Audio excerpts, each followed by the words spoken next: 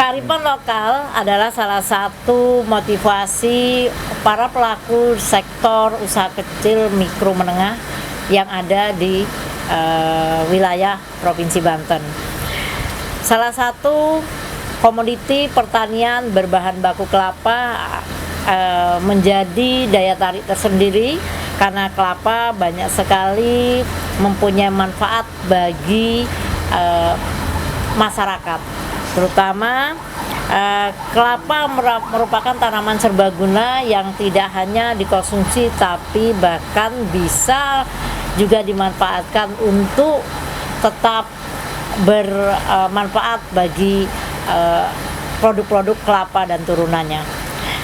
Saat ini saya sedang bersama Bapak Gino Sugianto.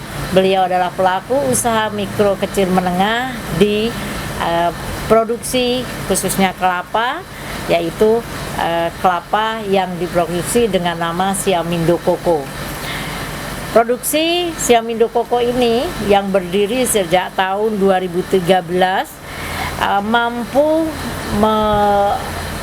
menggerakkan pemberdayaan masyarakat di sekitarnya dengan jumlah kurang lebih sekitar 20 tenaga kerja, dan setiap harinya produksi yang dilakukan oleh Siamindo Koko sudah mencapai 1.500 butir kelapa yang diproduksi dan dipasarkan baik di hotel, restoran dan kafe. Selain di sekitar kota Serang dan Provinsi Banten khususnya, juga sudah dipasarkan di daerah-daerah lain, ya juga provinsi dan antar lintas kabupaten kota. Dan ini sangat membantu sekali apa yang dilakukan Pak Gino Sugianto ini dalam pemberdayaan ekonomi di sekitar wilayahnya, membantu bagaimana masyarakat di sekitar bisa merasakan daripada usaha yang dilakukan Pak Gino Sugianto. Baik, mungkin lebih jelasnya bagaimana tentang perjalanan Pak Gino selama ini dalam melakukan usaha ini, kita langsung dengan beliau. Selamat siang Pak Gino. Selamat siang. Nah, Pak Gino, ini kita lagi bincang-bincang produk yang cukup menarik di depan kita ini ya Pak Gino ya. Ya. Nah Pak Gino, kalau mungkin Pak Gino bisa menceritakan sejak tahun berapa, kemudian mungkin ini termotivasi ya. Kenapa Pak Gino saya melihat ini kelapa yang kita di depan kita ini, dan ini saya juga minum seger banget, tapi saya sambil jalan saya minum dulu. Ini segar sekali, dingin, fresh dan sehat. Ini mungkin apa nih motivasi Pak Gino, dan kemudian mungkin yang lain-lain Pak Gino bisa menceritakan ke kami. Silakan Pak Gino. Pertama saya mulai usaha kelapa ini gara-gara karena saya lihat di pasaran banyaknya kelapa impor. Nah, dari situ saya berpikir ya negara kita sendiri kan banyak kelapa, tapi kok kenapa harus impor? Nah, dari situlah saya belajar bagaimana cara memproduksi supaya kelapa ini jadi sedemikian rupa sehingga pantas untuk masuk sampai ke hotel-hotel berbintang atau kafe-kafe yang kelas menengah ke atas. Nah, dari situ saya belajar ya, akhirnya berhasil. Saya mulai dari tahun 2013. Ya sekarang ya boleh dikatakan saya supplier, boleh dikatakan sebagian besar di hotel-hotel, restoran, kafe di Jakarta. Ya. Ini ya Pak Gino, berarti tadi untuk serapan tenaga kerja sendiri dengan usaha yang dilakukan Pak Gino tadi karena termotivasinya bagaimana komoditi khususnya asli Indonesia sendiri bisa dimanfaatkan ya, kemudian juga bisa maksimal dan akhirnya bisa lebih mempunyai daya saing ya terhadap produk lokal. Ini tentunya sangat luar biasa Pak Gino. Dan ini sepertinya kalau dilihat dari tampilannya sendiri, kelapa ini cukup mengundang selera nih yang melihatnya ya, apalagi segar gitu. Nah, Pak Gino, untuk tenaga kerja kembali lagi, emang masyarakat sekitar sini ya Pak Gino, Betul. yang ada ya, Iya. dan kemudian mereka sendiri sudah cukup lama bekerja di sini, Betul. dan kemudian juga artinya ini sangat berguna bagi mereka dengan adanya usaha ini. Nah, tapi Pak Gino mungkin tadi dengan 1.500 per hari itu pada saat ini atau bagaimana Pak Gino? 1.500 per hari itu waktu kondisi sebelum pandemi, kondisi normal. Oh iya. Ya, kondisi sekarang ya otomatis saya ngikutin bagaimana permintaan pasar.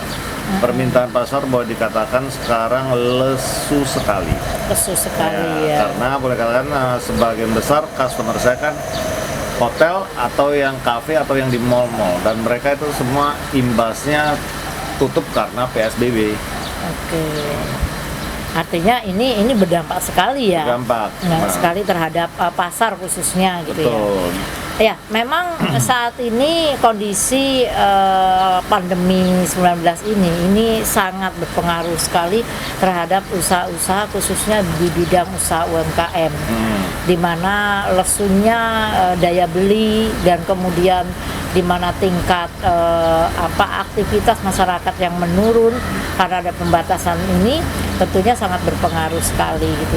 Dan kemudian yang paling Pak Gino rasakan ya tentunya ini bisa artinya juga dirasakan, tetapi tetap bisa bertahan seperti ini Pak Gino, tentunya ini tidak mudah ya Pak ya gitu. Betul. Sangat kita bertahan pasti memikirkan cara bagaimana supaya tetap bertahan. Soalnya di tempat saya bisa dikatakan dengan karyawan itu produk saya masih termasuk padat karya. Dari produksi pertama sampai terakhir masih menggunakan tenaga manusia. Bukan berarti saya tidak mempunyai mesin, ada mesinnya. Cuman kan kadang-kadang kita juga mendengar dari karyawan minta begini, selama kita masih bisa sama-sama menguntungkan, kenapa tidak ya berjalan gitu. Baik.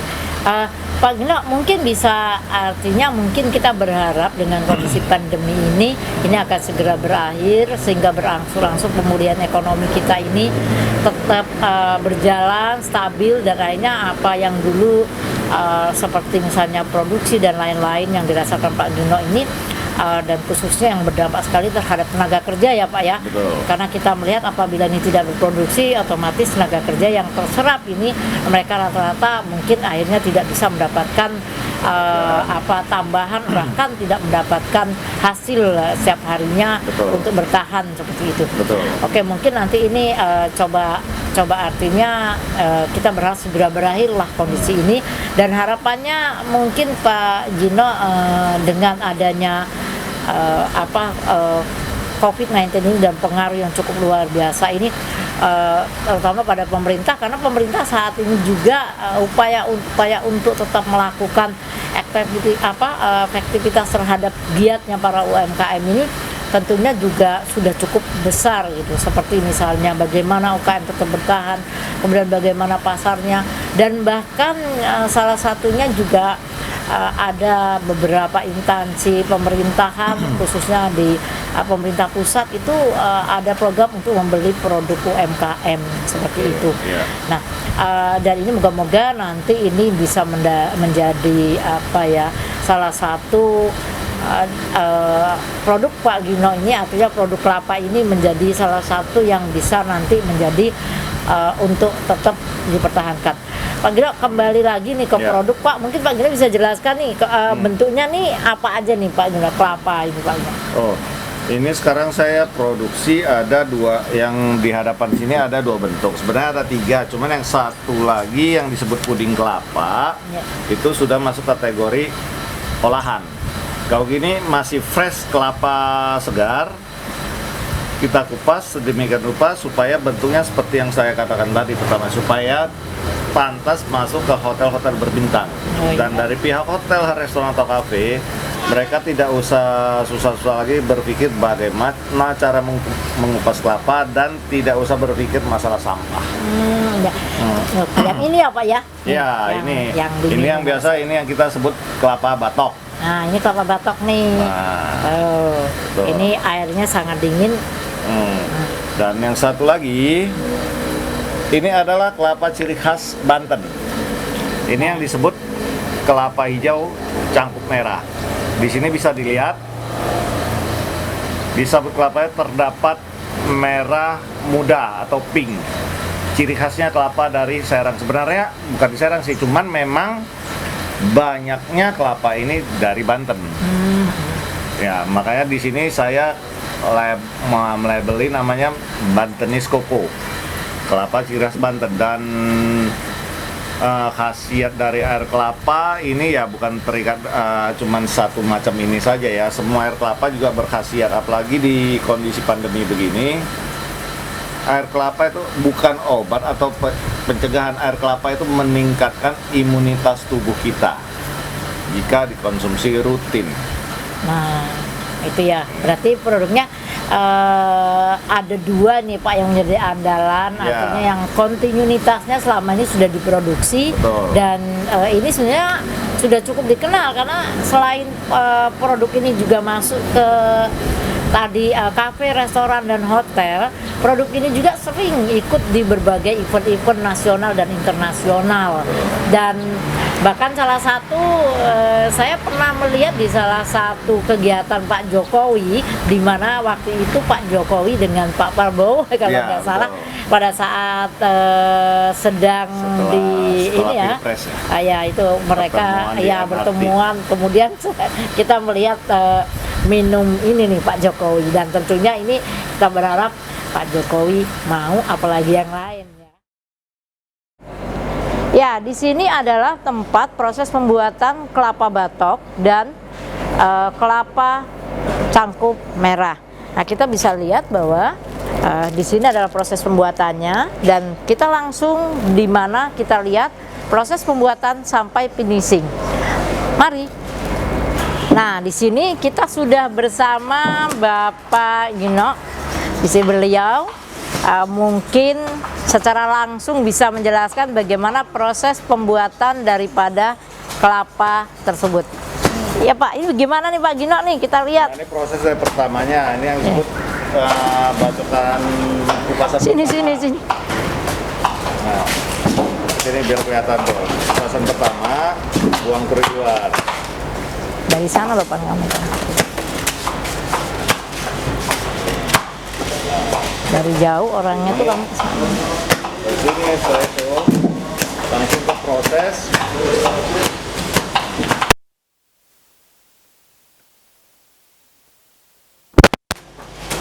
Si kelapanya dibentuk.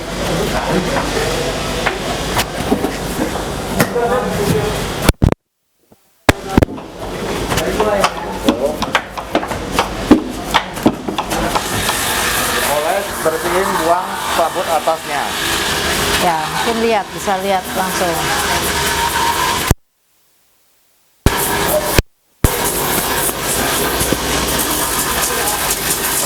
Kurang ke atas.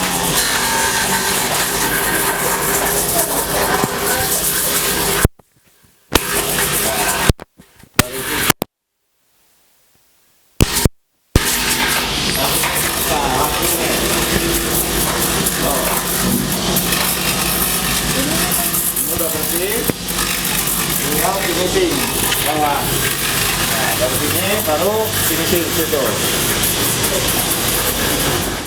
Nah, ini proses finishingnya.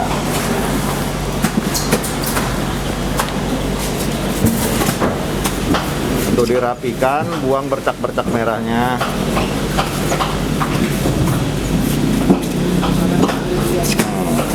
Nah, tunjukin dulu yuk, tunjukin dulu. Nah, setelah itu proses sini. Ini yang sudah jadi sempurna. Dari sini tinggal kita kemas.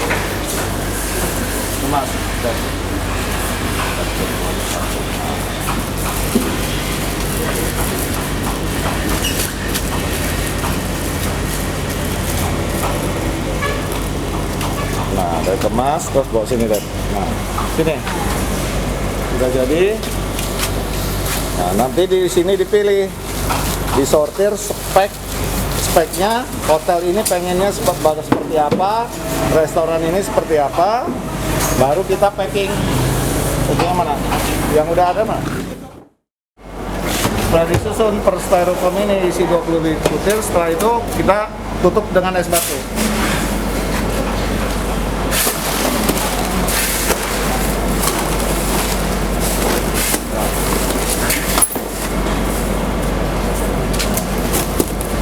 Kecil, 8. Ini tentunya setelah ini langsung di ini ya, Packing, muat, packing ya. Udah apa? Tes.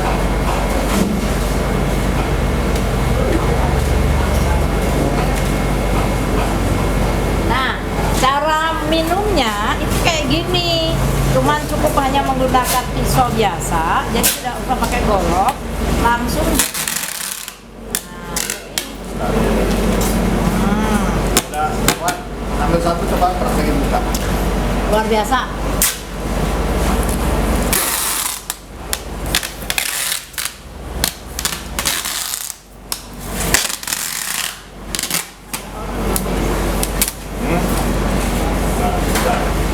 Ada satu biar nanti saya praktekin cara bukanya gimana, gampang.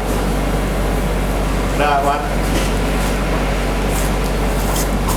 Nah, di sini kita bisa lihat bahwa produksi daripada kelapa ini sangat manual sekali karena tidak menggunakan alat-alat teknologi mesin yang cukup rumit. Jadi sebenarnya lebih banyak menggunakan tenaga manual. Jadi pemberdayaan tadi tentunya sangat punya manfaat sekali buat masyarakat sekitar sini, di mana tadi yang tenaga kurang lebih sekitar 20-30 orang terserap di produksi kelapa Batok ini. Ya, Cara bukanya itu. ya, kita bisa lihat di sini Mudah cara sekali. bukanya. Nah, coba. Nah, tinggal ketok. Tuh, untuk pecah. Tinggal congkel. Nah, itu yang mempermudah pihak hotel, restoran, atau kafe itu. Ya, nah seperti ini. Dan cara minumnya kayak saya. Seger. Oke. Nah, ini tuh. Nah, setelah ini kita bisa lihat prosesnya. Nah, Wan, itu nanti.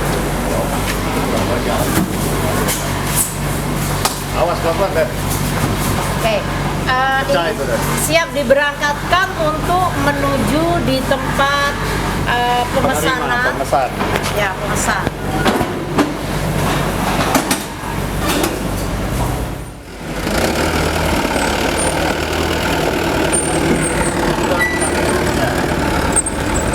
Oke. Baik, semoga apa yang kita lihat hari ini tetap menjadi penyemangat bagi usaha-usaha yang lain untuk terus melakukan kegiatan produktif dalam rangka untuk mempertahankan ekonomi. Menjadi tugas kita bersama ketika kita mampu memberikan kontribusi yang terbaik buat negara ini melakukan upaya-upaya dalam rangka pemberdayaan ekonomi masyarakat. Dari Serang, Banten, kami hadir untuk semua.